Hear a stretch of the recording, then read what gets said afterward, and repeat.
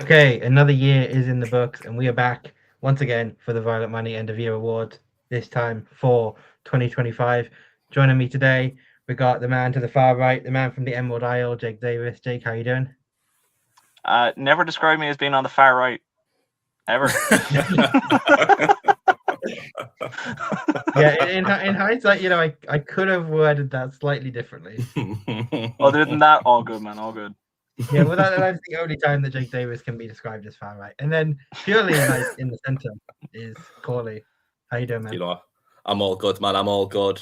Still rough after Christmas and New Year, but it's how we do. It's how we do. I mean, you're the one that's made the effort here for this award show. We see that tie going on. I know. You say. I didn't think the suit would fit me. You know, well, it doesn't. I've gained a few pounds over the festive period. I've gained a few pounds in the last end of the year. So, but the shirt still's going. The shirt's fine. So we're all good. We're all good. Yeah, I've got a blazer here that I could throw over the Bullet Club t-shirt, but I'm not gonna bother with that. You could be the Bruce Buffer of the clan, Steve. Be the Bruce Buffer of us all. Yeah.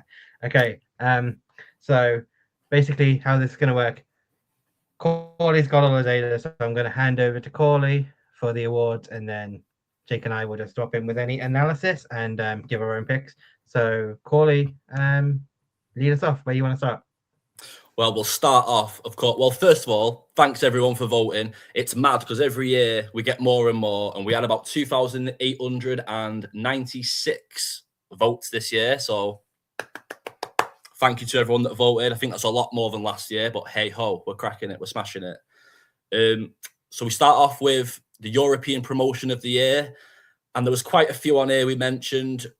Cage Warriors, Octagon, KSW, PFL Europe, FNC, Levels Fight League, WoW FC, and Ares FC. It was quite tight between two promotions. I'm sure you can assume off that list who those promotions are.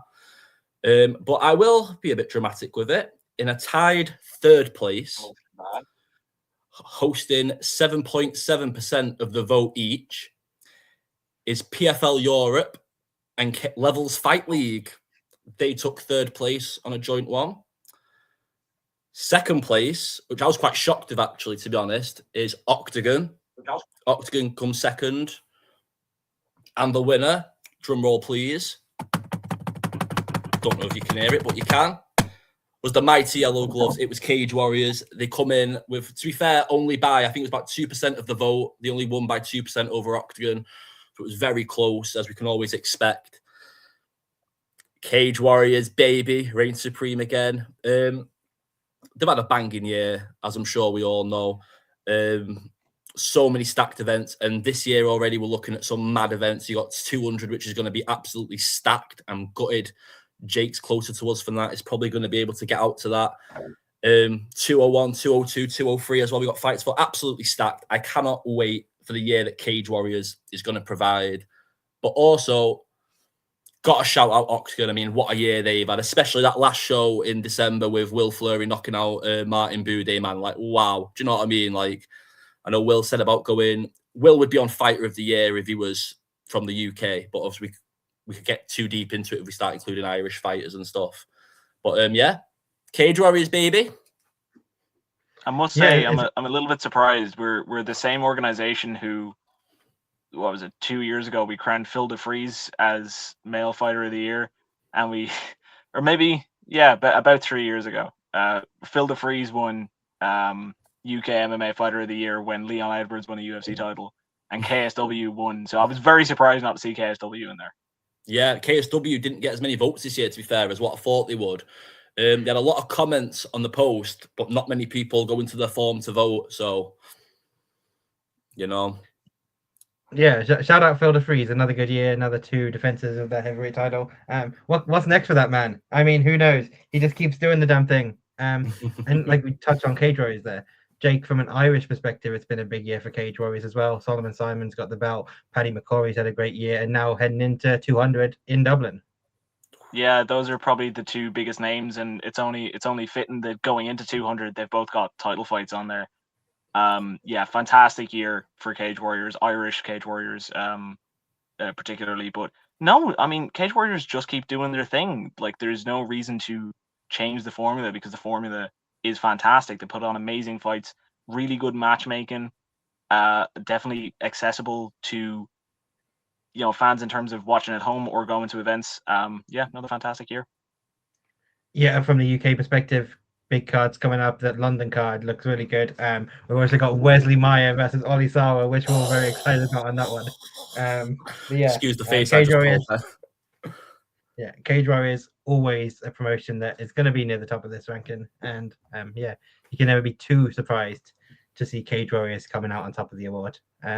Cauley, I'll hand over to you for the next one, because this next it's an interesting one to me, because there's a lot of success we could talk about when you're looking at the IMAFs, because the next award, Female Amateur of the Year. Definitely, man. So for the female amateur, again, so close. So the nominees were Millie Vardy, Katrina Fisher, Alana Pritchard, and Razia Berry. I'm sorry if I've pronounced that first name wrong. I do apologise. And we go again, yeah. So the winner by, how many votes was that now? Sorry, it's been a bit of a pain. By 7 votes was, wow, drum roll please, TFT's Katrina Fisher, which can't knock that. Absolutely amazing year she's had, especially with the IMAFs. I was expecting it between her. Pardon? 2 in a row. 2 in a row, was it? Yep. There you go. Absolutely banging. I was surprised Millie Vardy didn't get... She was very close, but I really thought Millie Vardy would get more votes than what she did, which I know sounds a bit stupid because she comes second, but I really thought she might have edged it. But I think either of them could have won it. Alana Pritchard as well. Fantastic year again. And same with Razia Berry, man. I think she's flew under the radar a lot, but I think all 4 of those women are going to have absolutely mint 2026s. Like, if they don't all go pro this year and make real waves, I'll be very surprised, to be honest, because I think they've all got mad talent. I think that's the next wave of female athletes coming through for the UK. We've had Chanel now, we've had Dakota dominating for so long for us, like Kate Bassett, we've had all of them. And I think these 4 really are the next ones we're all going to be watching and praising come the end of next year. So big up Katrina Fisher. The fact as well, there's only 7 votes, and the difference between 1 and 2 shows just how competitive like that bracket is. Especially with 3,000, like 2,800 odd votes, like I said before, like it's a mad, it's so close, man. Like there's nothing between them. Yeah, as the expert on the amateur scene, Cauley, when you look at those 4, the names you mentioned, do you see them potentially being ones that could go pro this year? 100%. Especially with winning the IMAFs as well, Katrina, I'd be very surprised if she didn't, especially with the talent she's got at TFT. I know they're close to Machine MMA as well. You got Kennedy Freeman there. I know she goes to TFT sometimes to get some work in. I'd be very shocked if she didn't. But again, there's no problem with taking your time in this game and making sure you're at the certain level you need to be to progress. And honestly, I'd be very shocked if she didn't. The only problem I'd say is it's probably easier to get a fight as an amateur female fighter than it is as a pro fighter at the moment. It can be quite difficult, especially in the UK. So we'll have to see how it works out. But I'd be very shocked if all of them didn't turn pro, at least by the end of the year, or maybe announce that they're going pro in 2027. I'd be very, very surprised. Yeah, shout out Alana Pritchard as well. 2-time IMAF winner. Alana's got so much talent, man. She'll go far as well when she goes pro. Really rate Alana. All right, Cauley, lead us off with the next one. What are we on now? Oh, we're on the male. Now, this one was spicy McDaniels right here now, boys. This one was, this literally has swung so much back. And this has been the one that I've been watching that's like split. And it's only like the past week of it, the last 4 or 5 days maybe, that it's really swung to one person. So again, the winner, well, the nominees, sorry, I'll go through first. We had quite a few in this one. We got Quadrat Safi, who had a mint IMAF tournament. I think he had some cracking standout performances. We had Joe Frodgem, not Joel Frodgem, like the autocorrect changed it to, so I apologise for that one. Regan O'Brien Bellamy, again, another mint year for him. Stephen Clancy, mint year. David Idmoudi, sorry if I've pronounced that wrong. He had a cracking tournament as well. And Dorian Steele as well, FSC champion, had a fantastic year. But it was quite a dominant win, to be fair, for this one, with 46% of the vote, which is quite a mad one, was Stephen Clancy. So a big shout out to him. I'm not sure how many wins he got this year. I think it was like 3 or 4 wins this year, all quite impressive. And again, a HD athlete. I think he's going to go so far. He's got such like flair when he fights and like this unique style that I don't think you see between many fighters, to be fair, on the amateur scene. He's 9-0, a hot talent coming from Scotland and higher level martial arts, I'll tell you that. He won the FCC title in his last fight as well. Sorry, I forgot about that. Beat Jake and Guy at Braveheart Promotions. I think that's Stevie Ray's one, isn't it? That he's just launched. Absolutely cracking. Yeah, you can't knock that one. 9-0 as an amateur now. Again, shocked if he doesn't go pro this year. Shocked if he doesn't go pro this year. Yeah, of course, the brother of Sean Clancy as well, who is making a real name for himself in Cage Warriors now. Jake, anything to add on him? Or? Just, I was just going to say, fantastic year for the Clancy clan in general. Yeah, I suppose we'll have to see how Sean Clancy does later on in the awards. But yeah, absolutely fantastic fighter. Yeah, big up Sean Clancy, man. What a year he's had as well for Cage Warriors. Proper stood himself out. Where are we on to the next one? Are we on to the next one already? Yeah. For the UK gym was a really fun one to watch, to be fair. And this one doesn't do my head in, but it also does do my head in because certain always brings the tribalism out, doesn't it? It really does. It really does. But this one is so split. Like it's so split. There's 3 gyms that took 11.5% of the vote. One took 13.5%, which was the second place. And the winner took 26.9, I'll say 27 to not be into it. But in joint third place, we had GB Top Team, we had Higher Level MMA, and we had London Shoot Fighters. All 3 of them joint for third place. In second place, we had Manny Top Team, which can't knock that, especially with the Yale Roans adding Atiba and all of the amateur team going on there. They've had a really good year. But the winner, which no surprise really, they've dominated in all areas, was of course Next Gen MMA from Liverpool. So big up to Next Gen. We got Paddy versus Justin Gaethje doing the first pay-per-view of the year for the interim title. Banger. Got Luke Riley making waves. Shamrock's now in the UFC. It's going off, mate. Next Gen's the place to be, I think, at the moment. Yeah, I mean, again, a lot of fantastic teams there. Good to see higher level getting representation, just as we were talking about with the Clancys and stuff like that. But when you look at the very elite level, you know, you're talking Paddy Pimblett, Luke Riley, Shamrock, all in the UFC this year. Like Paddy only had 1 fight this year, but still beating Michael Chandler very impressively. Now getting himself in line for a title fight at the start of this year.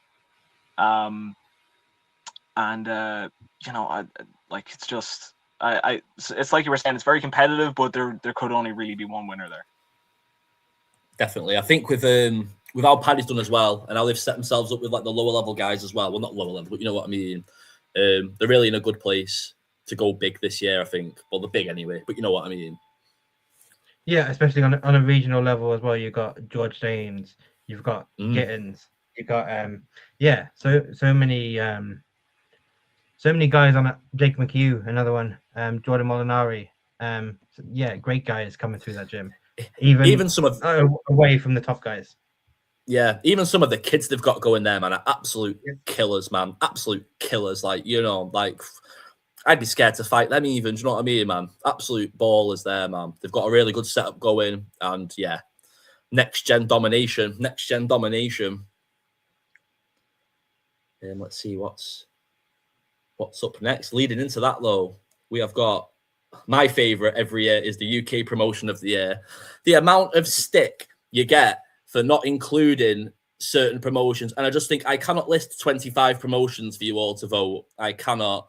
But I will also would like to have a word with the person who decided to put UFC as a UK regional promotion and who put PFL as a UK regional promotion, because they are not regional promotions at all. So I don't know why you would put that, but that is my little rant over.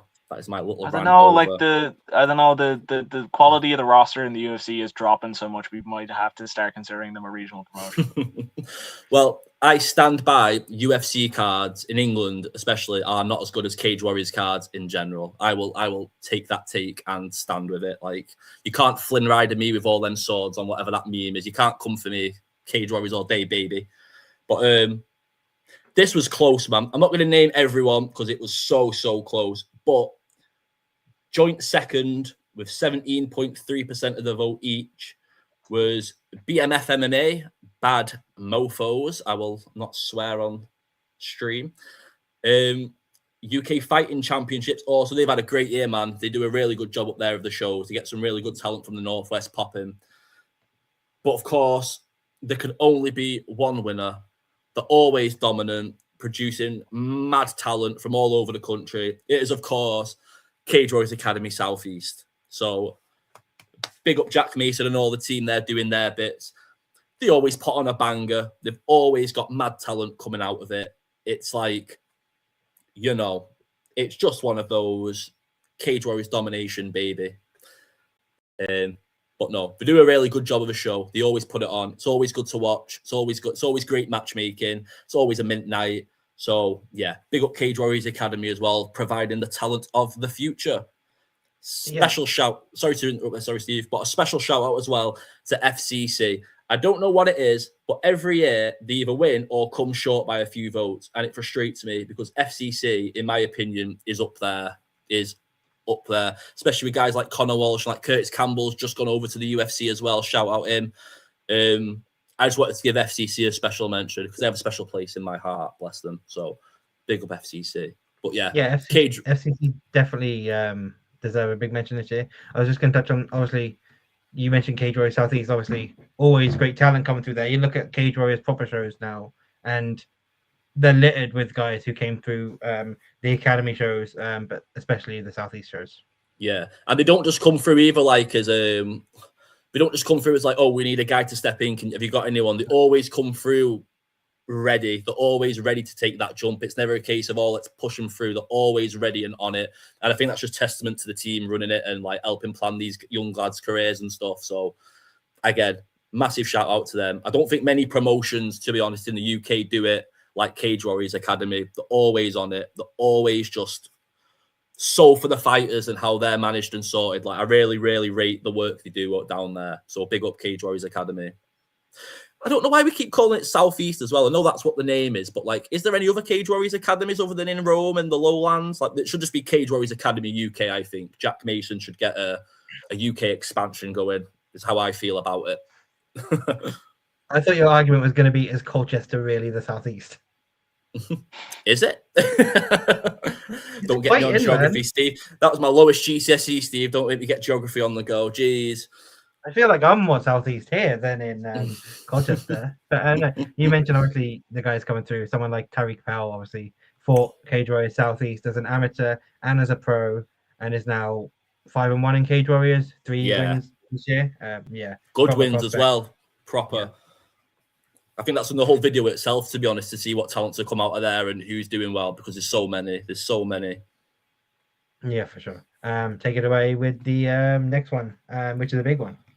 Oh, it is indeed. The one to watch in 2026. Now, this one was a really fun one. These are my favourite ones. These, like, who everyone's looking at for the year. So we've got, of course, our favourite. We've got Oli Sawa in there.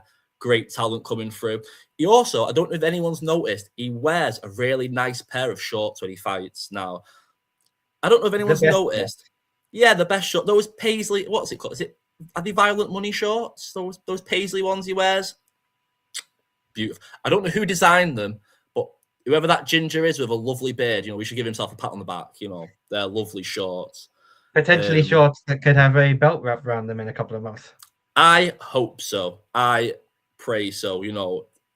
Gingers all day, bro. Team Gingers don't lose title fights unless you're Canelo against Bivol, maybe, but we'll talk about that another day. Where's that pronunciation from? Just, I've had too many gins, Steve. I've had too many gins. Work was stressful today. But no, we had Oli Sawa. Again, Cage Warriors Academy talent. Great talent coming through, smashing it on Cage Warriors. Jack Humphreys, another one from Fearless MMA, absolutely smashing it. Jack Humphreys is one of my favourites to watch. Big shout out to Jordan Rutherford on FCC. I think he's one of the biggest upcoming talents on the rise. He's an absolute monster. Love what he's doing. Levi Batchelor as well from Shore MMA. Mint talent. Absolutely on it. Shay Ingram, again, Renegade, Cage Warriors. The Fridge is going for a title shot this year, and I'm all for it. And then, yeah, that was pretty much it. Someone put Alfie Davis and someone put Chris Duncan. Now, if they scrolled further down, they'd see they're nominated for Fighter of the Year. So you might want to watch them still because they're doing big things, especially Alfie Davis got a title fight against Nurmagomedov. Is it in Dubai on PFL? I feel like that's just been announced. Don't quote me on it. Probably. It's always in Dubai. I feel like that's going to become their Vegas. In the Coca-Cola Arena, which does my head in because it's not red. Just infuriates me. But yeah, well, so with further ado anyway, the winner by, honestly, not a lot. Sorry, I need my glasses. I can't see. So he won the vote by 6%. And that man is not the Black Country banger, but he's from the Black Country, and that's Jack Humphreys. Again, very well deserved. He's definitely one to watch. I think he was one to watch last year and the year before that as well. Great talent, especially when we get further on. We're going to see him definitely mentioned again. He's just an animal, isn't he? He's just an animal, an absolute animal, especially when you've got Jake Hadley backing you and, you know, doing your craft. Like, the kid's going places. I say kid, it's not a kid, but he's going places, man. I'd be very surprised if he didn't get a Contender Series call later this year, early next year. I really wouldn't be surprised at all. Yeah, he you know what? Just because, I mean, someone has to win the vote, but you wouldn't be nominated for this if you weren't one to watch. Like, it's definitely worth keeping an eye on everyone there. But no, again, very, very deserved. Definitely, man. 5-0, 3 wins this year, all by submission. 2 Anaconda wins this year. Yeah, it's been a hell of a run for Jack Humphreys in, you know, a strong division. We've got a title fight in that division coming up soon. So yeah, he could put himself right in line for one of the other nominees in this award, Ollie Sauer, potentially down the line if he gets that win. I really think we'll see Humphreys with a title shot this year. I really do. If not, if he doesn't have a fight before, depending on how it works out with Sauer and Wes Meyer, I really think Humphreys later this year is next title shot. 100%. How can you deny him at the moment? Especially with like that, was it Shahzad who missed weight a bit? Well, I say a bit. But yeah, nah. Such a big year. And again, shout out to Ollie Sauer, man, who is my shout out for the King of Violence of the year. Every fight he's been in has been absolutely ruthless. Just pure crud, man. Love it. Absolutely love it. But I'm being biased because, you know, gingers stay with gingers, you know what I mean?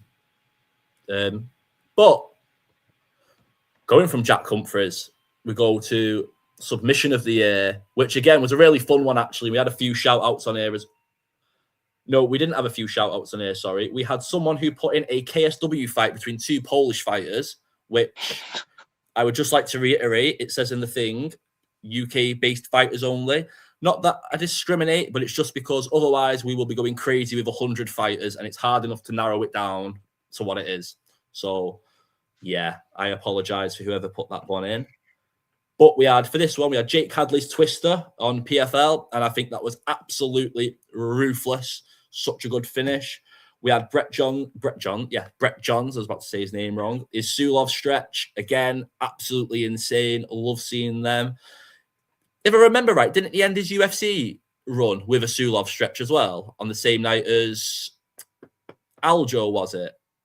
I'm looking at Jake here because Jake's just going to go, yep, this fight card, this date. that was Zabit and Aljo, but he got a calf slicer. Joe Soto? Yeah. Is that right? Yeah. You're mad, mate. You're mad. You need to go on like Mastermind or Eggheads or something with that knowledge. Just fucking. I tell you what, I would recommend small plug for Brandon Wark. I don't know if any of you. Yeah, I presume some of you saw it. I went and took his MMA Tenable quiz, and my score has remained untouched. I would love to do that. You killed it.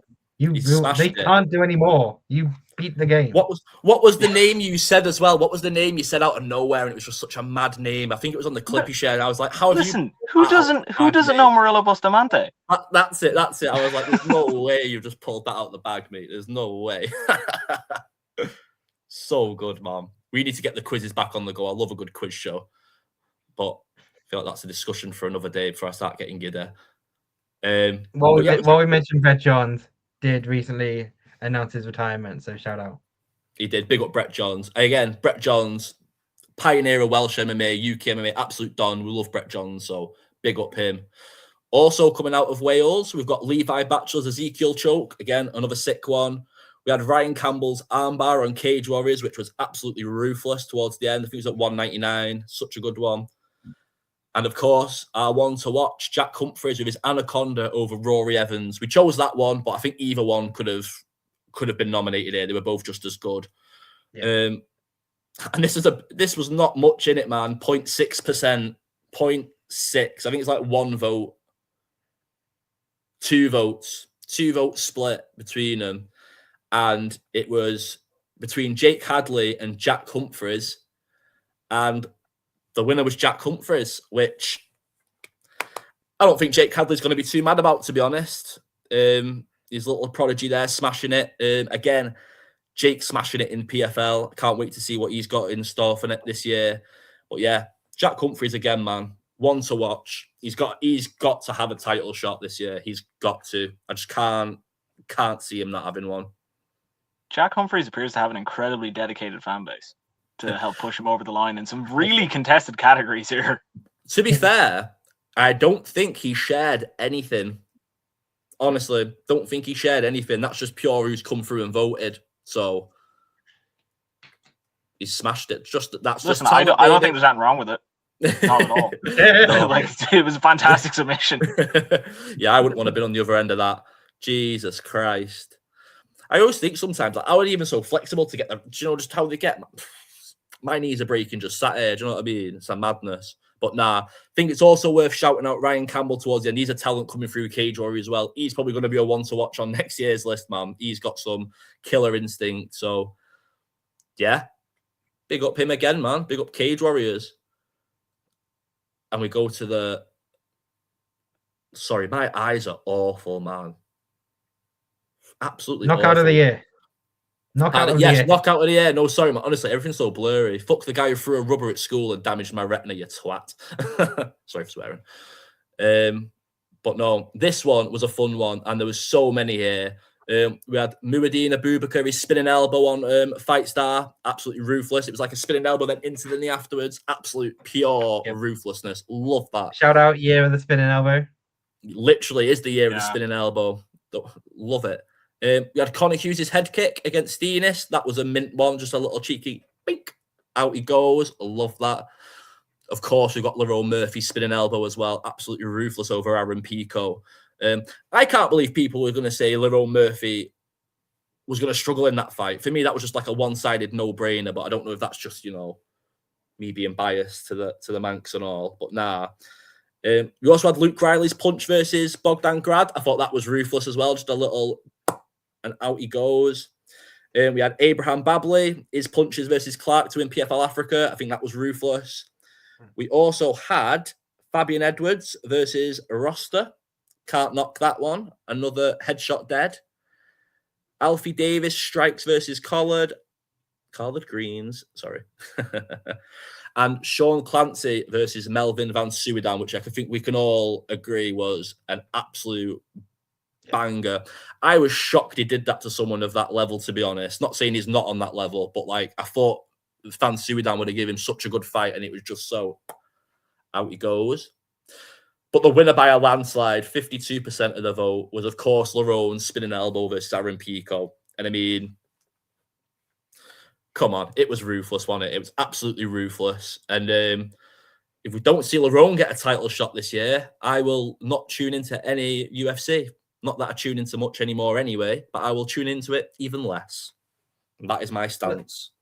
Well, that's the thing. Yeah, and on a night where there was already a spinning back elbow knockout from Carlos Prates, was like, okay, how do you top that? He topped it. it was more brutal and more impressive against the guy who had a lot of hype in Aaron Pico. Yeah, just phenomenal knockout. And stakes always seem to play a factor in these fights as well. And that should have been a number one contenders fight. That was a huge fight. Huge fight, man. Big promotion into that fight at the time. Aaron Pico, obviously, coming over from Bellator, hell of a fighter, hell of a prospect, going back from when he was first starting, debuted at Madison Square Garden. If you remember what happened in that one. But I mean, was it Justin Lin he had a fight with in his first fight? Was that his second fight? No, it was he got subbed in like 30 seconds by Zach Freeman. That was it. But no, he's a funny guy where he's got all of the skills, but he can't take a shot great, which we saw. But I mean, he just doesn't have. He just lacks somewhere. In all fairness, I don't think many people could take that shot. No, and I'm not trying to discredit Lerone by saying that. But I mean, I'm just trying to say, like, this is how good of a fighter Aaron Pico can be on his day, and look what Lerone did to him. Yeah, in a huge moment. 100%, man. I mean, and for Pico as well, that was been like, he would have wanted to go out there and made a massive statement. I think if Pico had won that fight, he would have been straight in for a title shot, no questions asked. But it's a shame we can't see the same with Lerone. But I'm really hoping he gets a shot this year. If he doesn't, I'll be absolutely stunned. He made me laugh the other week. I think he was on a podcast with Mighty Mouse, and Mighty Mouse was telling him what he made as a champion. And he was just shocked. He was just like, what? Can't remember what the figures were exactly. But yeah, I hope he gets his $500,000 purse for the fight. I really do. Big up Lerone, man. And again, top team producing that talent as always. You know what I mean? We've got Lerone there. Atiba's on the rise. I think we're going to see him in a title shot very soon as well. He's an absolute monster. Been shouting him out for days. Dennis Frimpong killing it over in Octagon as well. I know his last fight didn't go his way, but we'll definitely see him back. The menace all there.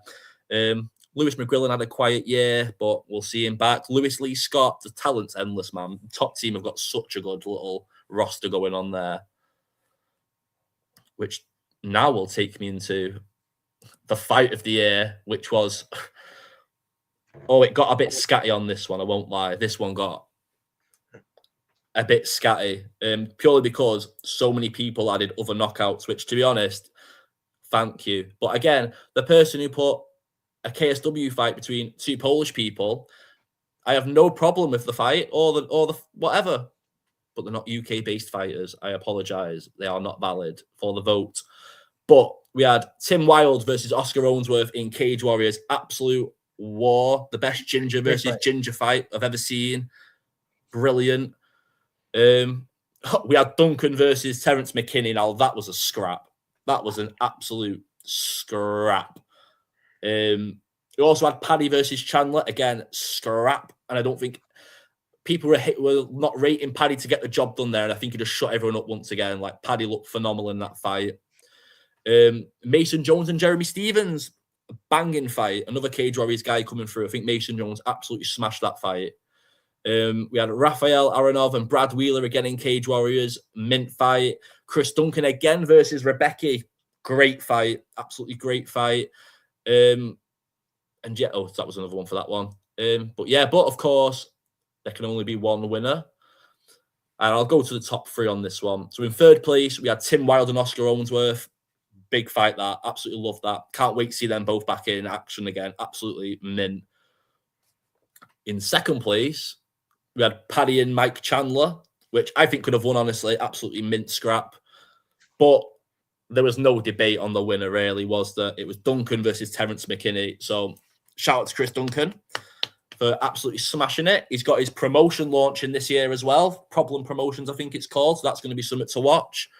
And Chris Duncan's just a killer, man. Absolute killer. And if there's one fighter I love seeing just get his props and smashing it and getting respect of everyone, it's Chris Duncan, man. He's been through so much in his life, especially like the loss of his mum and stuff.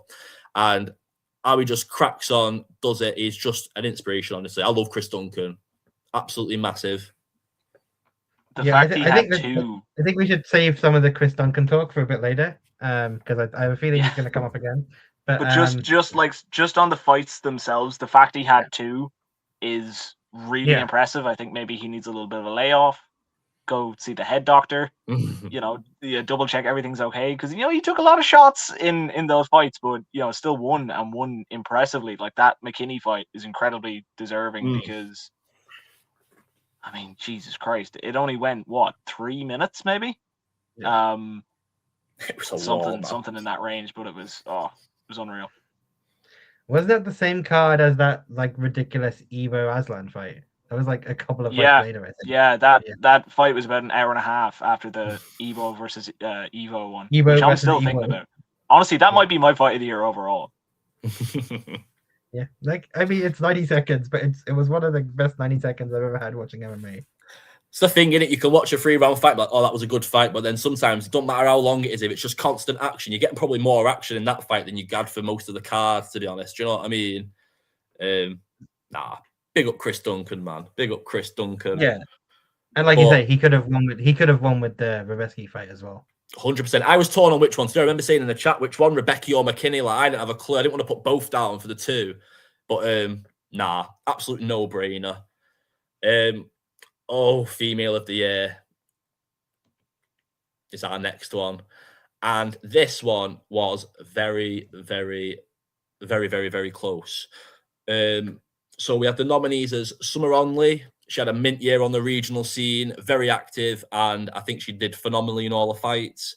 We had Mim Grubb as well, another big talent coming up. And I love how she went.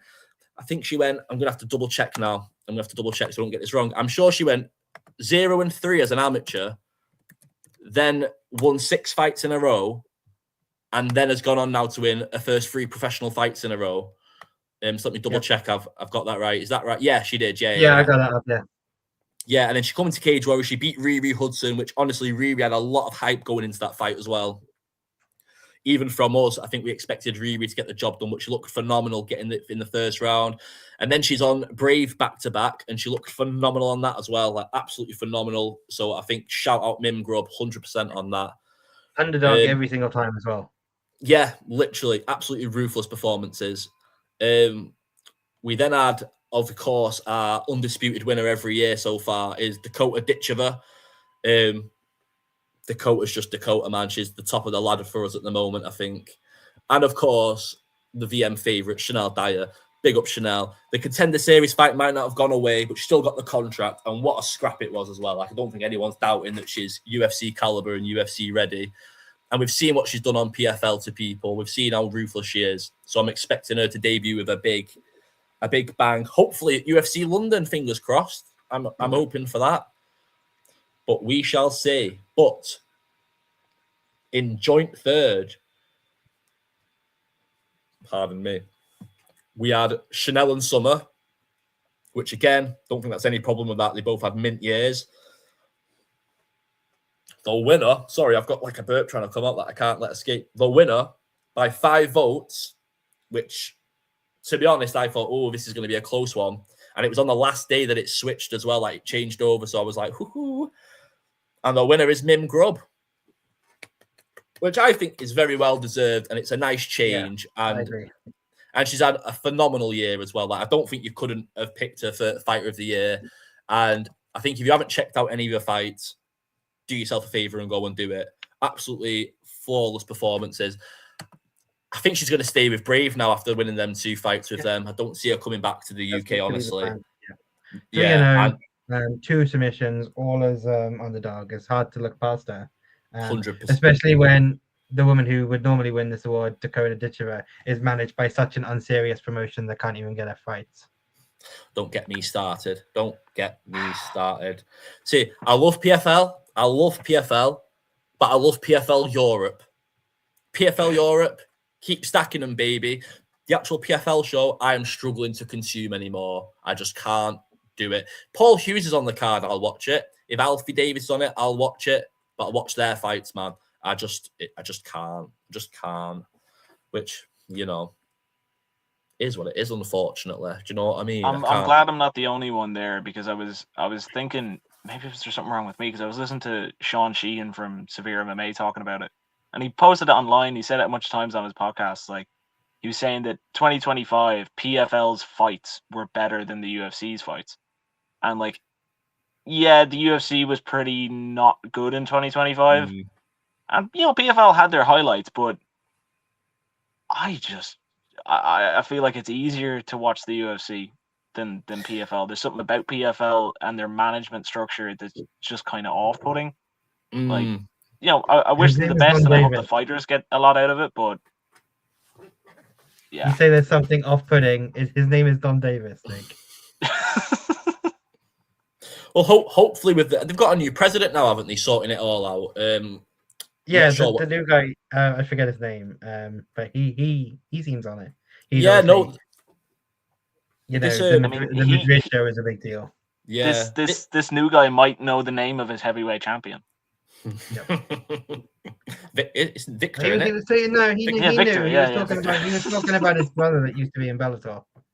Yeah, he was talking about the older brother. Don't be making excuses for Don Davis.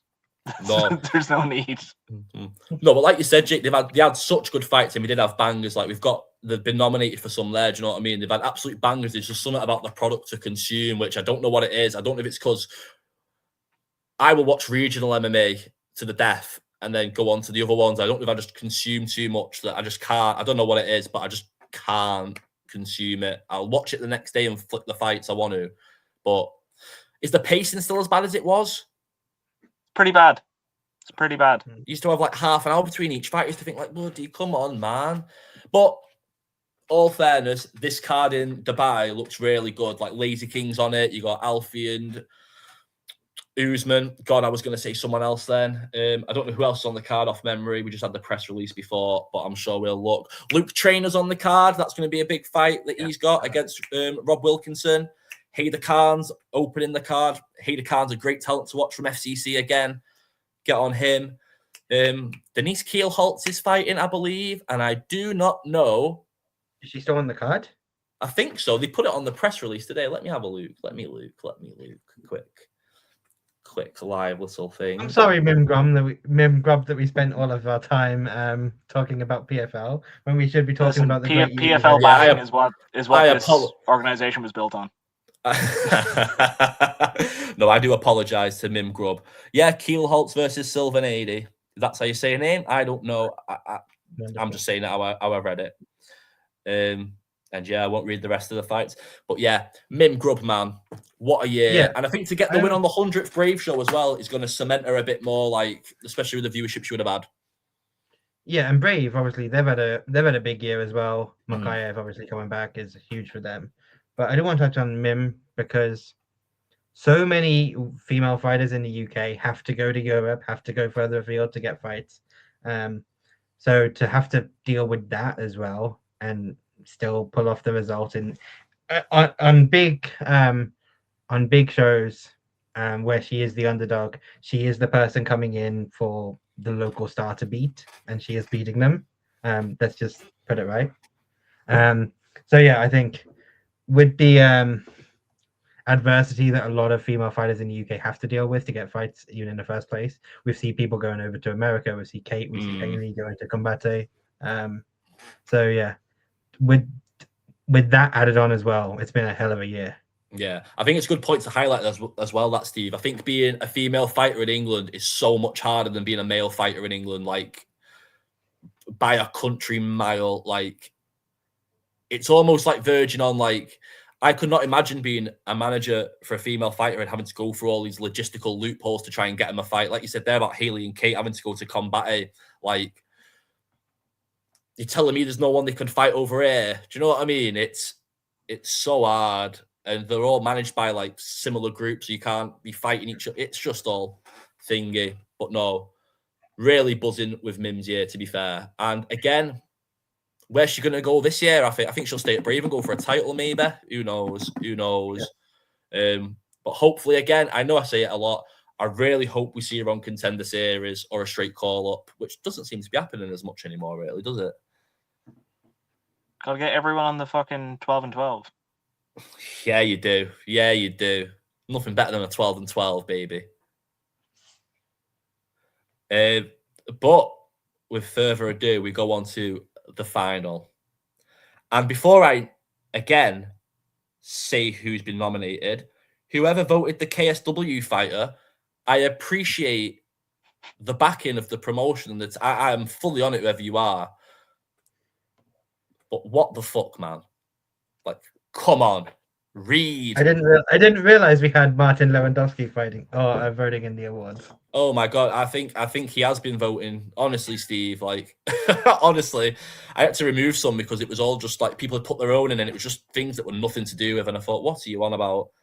But no, our nominees are Lerone Murphy, of course, stellar year, looking at a title shot. Can't knock what Lerone's done.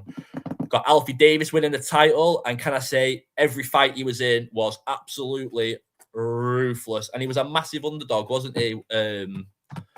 I'm going to butcher the name. Is it Gadzi? Gadzi Rabadonov. Steve, you must be part Russian, my friend, because that was beautiful. Yeah, him. Got Fabian Edwards again, smashed it this year, absolutely smashed it. We had the big Chris Duncan, who had a phenomenal year again. I think we can all agree. With 2 potential fight of the year candidates there, absolutely mint. And my personal favorite pick, Josh O'Connor, man. Josh O'Connor is so underrated and does not get enough props, man. He is an absolute killer. And if he's not in the UFC this year, I will boycott, which you could probably argue I already have. But I will boycott harder, baby. Josh O'Connor in the UFC now. That guy is ruthless. Absolutely ruthless. And I'll stop going on now. I will stop. We also had people input Mario Pinto and Luke Riley. Again, great shouts there. So I'm happy to have them in. But I will not go 4th, 3rd, 2nd, and 1st. I will just go straight in with our winner. And Violent Money TV's male pro fighter of the year, UK male pro fighter of the year, is Chris Duncan, baby, which I'm very happy with. I think that's a very fair vote. You can look at Alfie and Fabian obviously winning titles at PFL, and they both won them in incredible fashion. But I think Duncan's really put so much work in this year. He's leveled up so much in each fight, and you can actually see, if you watch all of his UFC fights, you can clearly see the step up in each one. Like, the guy is a killer. And yeah, I think that's a really well-deserving win. I really do. I think that's brilliant. Yeah, I like really solid lineup of nominees there. Like you were saying, look at Alfie, look at Fabian, like, you know, winning titles in PFL, very impressive. You know, Lerone Murphy set himself up to be in the top 5, top 3 of the featherweight division now. But I don't know, something about Chris Duncan this year, he was just really entertaining to watch. Fighting a really solid level of competition in the UFC's lightweight division, which is, you know, historically one of the deepest. Yeah, incredibly deserved. Yeah, of course. I mean, you look at the fights he's had this year. Even going back to the first fight this year against Jordan Vucenic, a lot of the attention was obviously on Jordan making his, or it wasn't his UFC debut, but his debut was on short notice. So Jordan getting a fight in the UFC in London, that was a huge part of the narrative going into that. And I did feel like Chris was a little overlooked in that one. Everyone assumed Jordan was gonna win and go on this run. Chris said no. Chris did say no. And then you look at Rubetsky, another guy with some hype, very entertaining fighter. Chris went in, beat him, hell of a fight. And then, you know, Terrence McKinney. Terrence McKinney's a guy who hits really hard. And I love Chris. Chris gets hit, but Chris can bounce back, and that's what he did.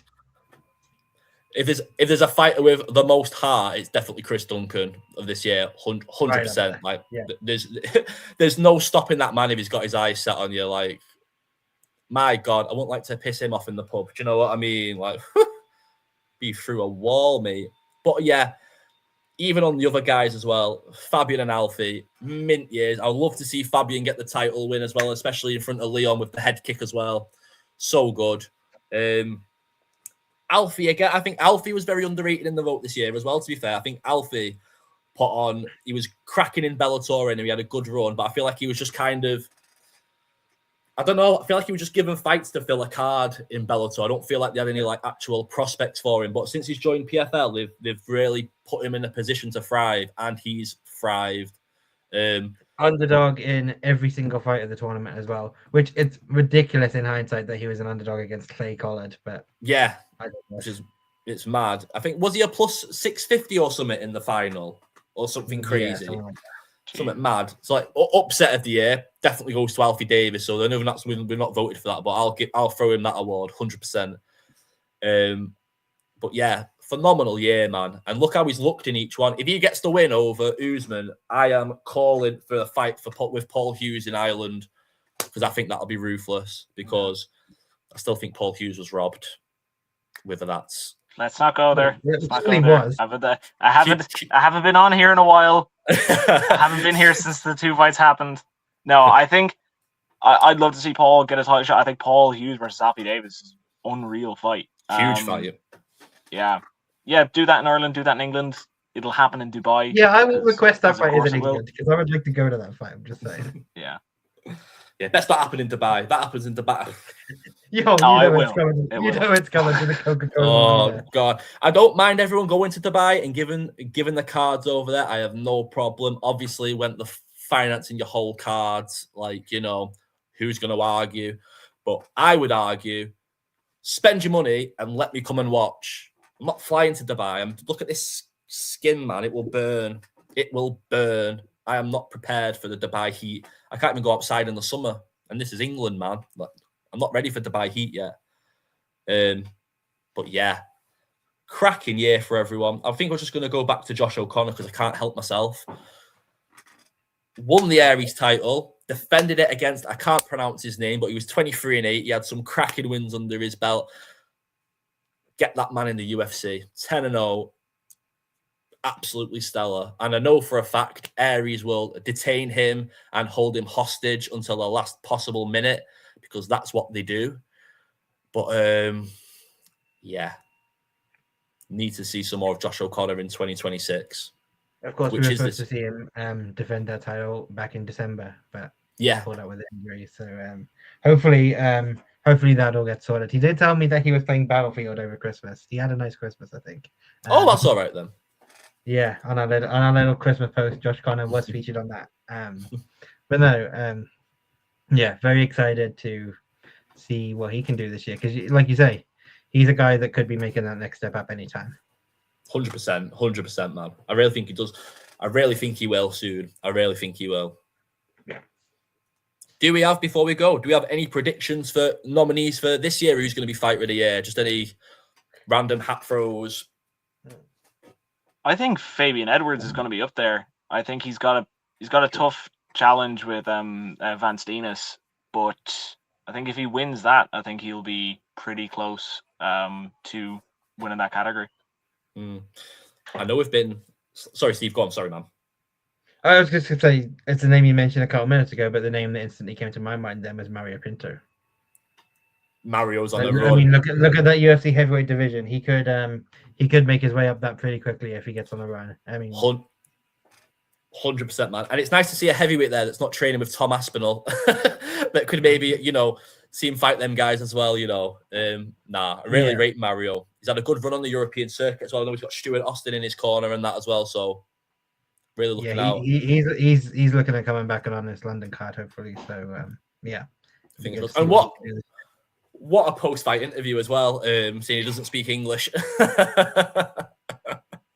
What a belter that was. I'm going to go with it mainstream, which, you know, is not me, but I reckon Paddy's going to do it. I think he's going to get that interim title, and I think we're going to see the year of the Pimblet this year. I really do. I think there's a good chance he becomes undisputed champion without fighting Topuria. I think there's a good chance Topuria doesn't fight. And I'm still kind of on the fence about Pimblet and Gaethje. I don't know how to feel about it. But let's say he wins that fight. I think he could end up defending that title against Arman or something. That'd be a good fight versus Arman, to be fair. I wouldn't mind seeing Paddy versus Arman.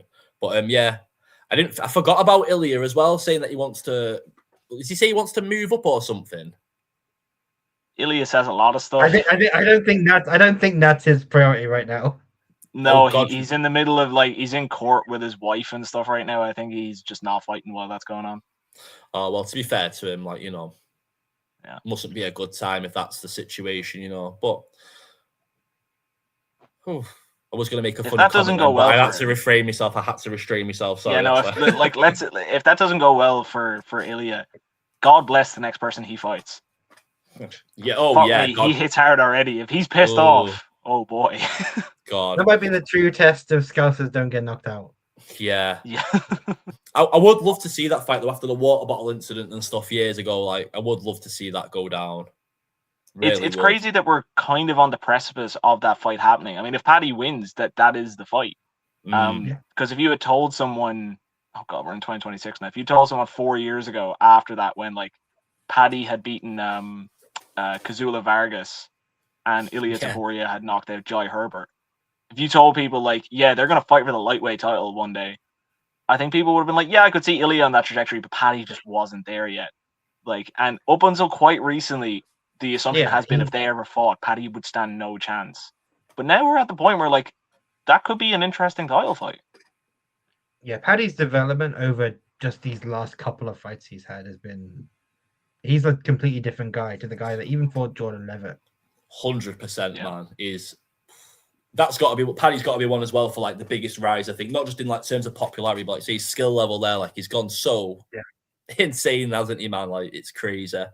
It is crazy. And you wouldn't normally say that about UFC guys because you'd think when you get to that UFC level, you're almost at the peak of your powers. But no, Paddy's shown so much growth. So gotta give it to him. 100%, man. And again, I think he lost the King of the Mat. I think I might be wrong here, but I'm sure I saw a video of Next Gen's famous King of the Mat they do every year, and I think he lost in the final, which I think is his first time he's ever lost it. I don't know who he lost it to though. I think it was a Jits guy at the gym. I'm not too sure. Don't quote me on that. But Paddy's rise won't stop, I don't think. Paddy's like the new McGregor, but obviously more tolerable and probably not getting himself in crazy antics. I think that's debatable. Cage. Yeah, that's tolerable, Paddy. I'll just I'll see less controversial, I would say. People are people. Well, by there default, are people who love Paddy and people who hate Paddy. Yeah, have an opinion on him. But there's less like actual reasons to dislike him as a person than with Conor, even by this stage in his career when it comes to fighting for titles. Yeah. And I don't think we should go too deep on Conor either. That's No. I have some bold predictions we can do a video on for 2026, and they do involve Conor and they do involve fighting. Oh, really? All right, I'll give you one for free. I think he fights this year. I think he fights Chandler.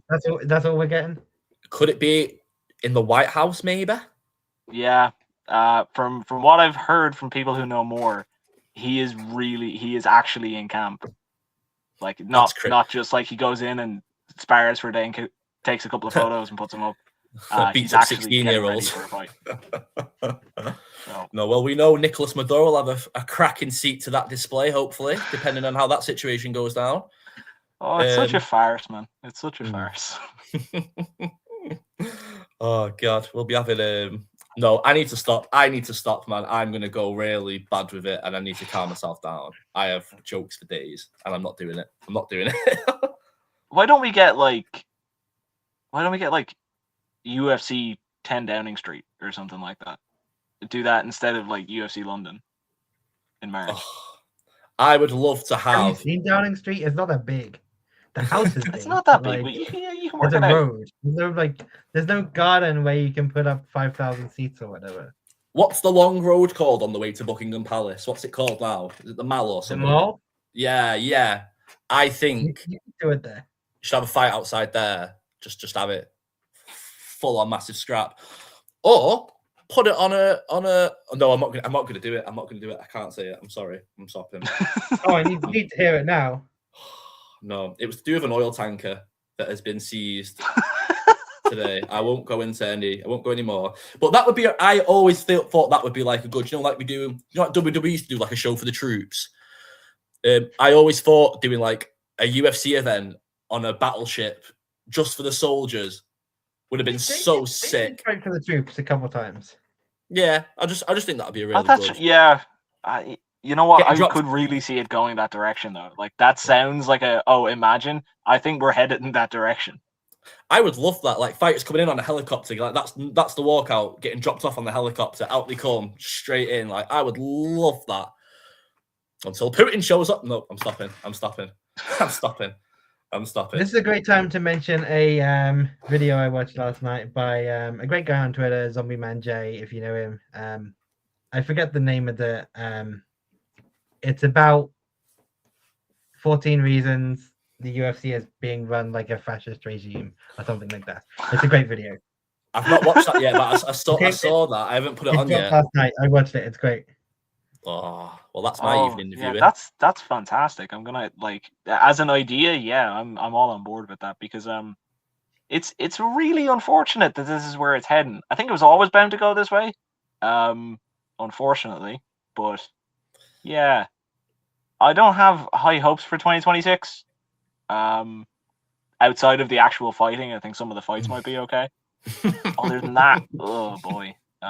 This is why you watch Cage Warriors. This is why you watch Cage Warriors. This is why you watch Cage Warriors. No politics in Cage Warriors, other than Paddy McCrory beating the shit out of an IDF soldier, which is fair enough for me. But again, I'm stopping. I'm stopping. I am stopping.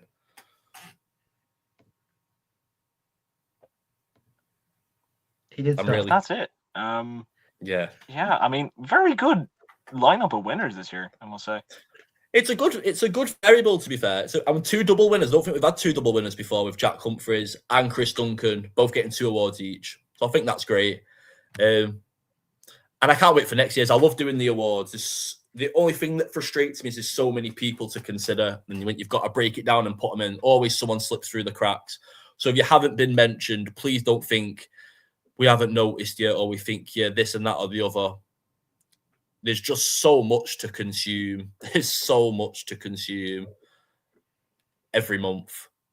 Especially this year, there's so many regional shows already, like, putting their things out as well. We've got new shows coming out. Like I said, Chris Duncan's got Problem. The Problem promotion's coming out. We've got a new one coming to Chester. Finally, there is a Cheshire MMA promotion I can go to with the Apex. They're doing a show. Shout out Jordan Barton as well, FNC featherweight champion, who's going to be running it. Can't wait to see what happens there. And yeah, there's a lot to look forward to. And UK MMA is, as we always say, brighter than ever, baby. Spirit fingers. Yeah, and as always, we'll be covering that here on VMTV. Yeah, we will. Yeah, we will, baby. We have no lives. Unfortunately. This is what we do for fun. I mean, it is a fun time. You know what? I'm optimistic. Less so about global MMA this year, but no, regionally, I think things are going to go fantastic. UK and Ireland. Cage Warriors should have a great year. Cage Warriors should have a great 200 is going to be fantastic. Yeah, like Steve just said then as well. So Cage Warriors is going to have a mint year. I think Cage Warriors 200. Whew, that's going off. That is going off. I can't wait for that. Solomon Simon's got Bagley, has he? And Paddy's got Balandi for the title as well. Yeah. What's not to love? Those two alone are like just it. And we know we're going to get, you're going to get Max Lally. You're going to get Gary Rooney. You're going to get Adam Darby. There's so many guys, man. Like, there's so many guys. Like, and this is what does I'm eyeing up right now if I can go to that. And because it's the 200th event, I know it's in Ireland, so it's like a little bit harder to get to for some of the former Cage Warriors alum. But I'm hoping they get some Cage Warriors alum in there. Maybe a Tom Aspinall in the crowd, or maybe a Paddy Pimblett in the crowd, and just watch all of us media vultures kind of swarm towards them. I think, who knows? Maybe McGregor might show up for the 200th event. Oh boy, yeah, 1,000 people in the RDS killing Conor McGregor. It's quite possible. Surprised not done free arena, to be fair, but I suppose it's whatever in it. I thought if they were going to go back to the 3 arena for any show, it would be this one. They seem quite comfortable from what I've heard with just the RDS. But the last time they were there was a really solid crowd. Every Cage Warriors show, I would say, has a great crowd, but the Irish shows in particular are bouncing, like absolutely bouncing. I think I think if they did a card in Liverpool, which is like obviously few and far away because of venue choice, I think that would be the only card that could really rival it, honestly. Because saying that the Indigo goes off as well sometimes, depending on who's fighting. The Indigo can go off. Indigo is a very fun environment. Yeah, especially if I'm hoping. I'll say it now. I'm hoping to be at the one in March. So yeah, that should be fun. Who's on that card now? Is it Giovanni versus LeBlond? Yeah, Giovanni versus LeBlond and Ollie and Wesley. Yes, that's it. Yeah. I was thinking then which one was that on that card? Yeah, of course it was. It's not going to be any other, is it? I mean, it's the Indigo, so I'm sure we'll get Jordan Vucenic on there as well. Always bouncing Jordan Vucenic, the king of the Indigo. Definitely, nothing beats though. That's the only reason he didn't win in the UFC. The event wasn't in the Indigo. It was next door. It's like, I mean, Jake, you probably haven't been to the O2, but it's in the same building. I have not been to the O2 actually. I'm realizing there's actually so many places I need to go, and this is like a pretty good excuse for a job for going. Get it going. Get it done, Jake. Get it done. I thought you hated the O2, Cauley. Oh, I do. Unless Wu-Tang Clan are performing, don't mind that then, because that was good. But no. We're talking about this is the same guy who a couple of years ago said he'd rather the UFC went to a car park than go back to the O2. I still stand by that. I really do stand by that. There's a cracking field just down the road somewhere. I think would be perfect for a UFC event because no one would give a fuck, just like no one does when they put a show on, because it's just so bad. And the fights, it's not so bad. I'm being a bit too extreme with it. There are some cracking fights I love and watch, but where I'm more excited to watch the early prelims and the prelims as opposed to the main card, that is where there's a problem. Or maybe I'm just an MMA hipster baby. That is our whole niche. It is. We're never escaping that we are the home of hipster MMA. Well, it could be worse. It could be a lot worse. I won't make that joke either. Yeah. I mean, I feel like we've gone on enough. We should wrap this up. But I think we do need to rank arenas in another video. I think that is a cracking idea. I think that is a banging idea. Dead last, OVO Hydro. I've never been. Is it that bad? I do not like it. I do not like the Hydro.